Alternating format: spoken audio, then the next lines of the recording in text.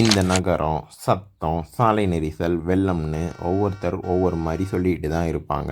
ஆனால் இதை எப்பயுமே விட்டு கொடுக்க மாட்டாங்க. ஏன்னா இது நம்ம சென்னை.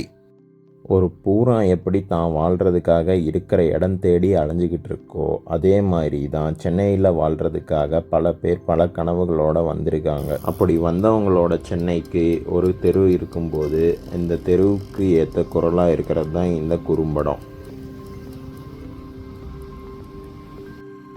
இந்த வீடு என்ன தான் தரமட்டமாக இருந்தாலும் இந்த வீட்டுக்கு வெளியில் டூலெட் போர்டு வச்சுருக்காங்க. ஒரு வேளை இந்த வீட்டை வாடகைக்கு கொடுப்பாங்க போல். என்ன தான் வீடு வாடகைக்கு விட்டுருந்தாலும் பைப்பை தெருவுனா தண்ணி வரணும். ஆனால் நம்ம சென்னையில் பைப்பை தெருவுனா தண்ணி வரமாட்டேங்குது, காற்று தான் வருது. என்ன தான் காரணங்கிறது தெரியவே மாட்டேங்குது.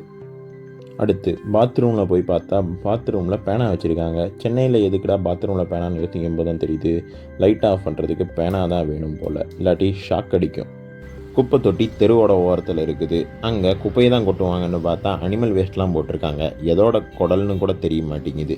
சரி, அதையும் கடந்து போகலாம் அப்படின்னு போய் பார்த்தா பக்கத்துலேயே கேஎஃப்சி இருக்குது.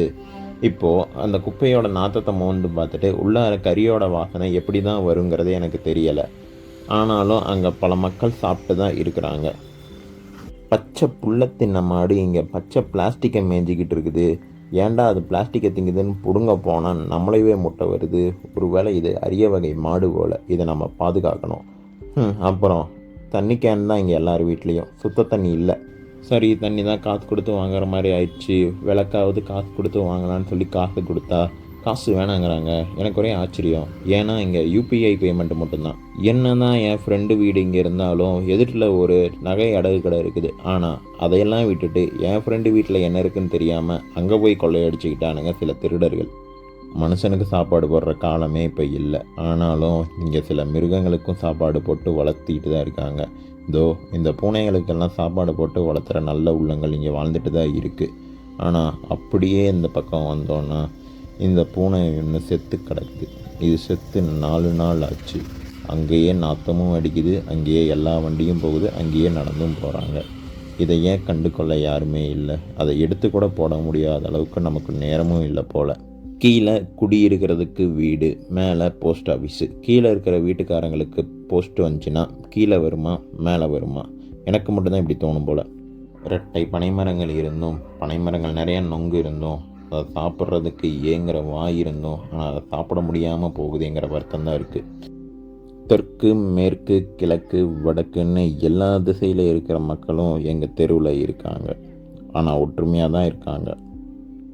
எங்கள் பைக் மெக்கானிக் அண்ணன் பைக்குக்கு மட்டும் ஒர்க் பார்க்க மாட்டார்.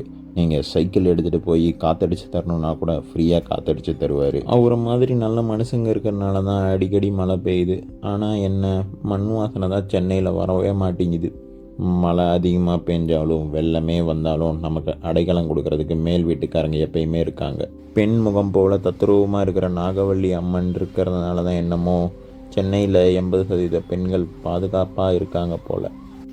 இந்த நகரம் குறைகளோடு அழகும், சத்தத்தோடு இசையும், காயங்களோடு உயிரும் கொண்டது.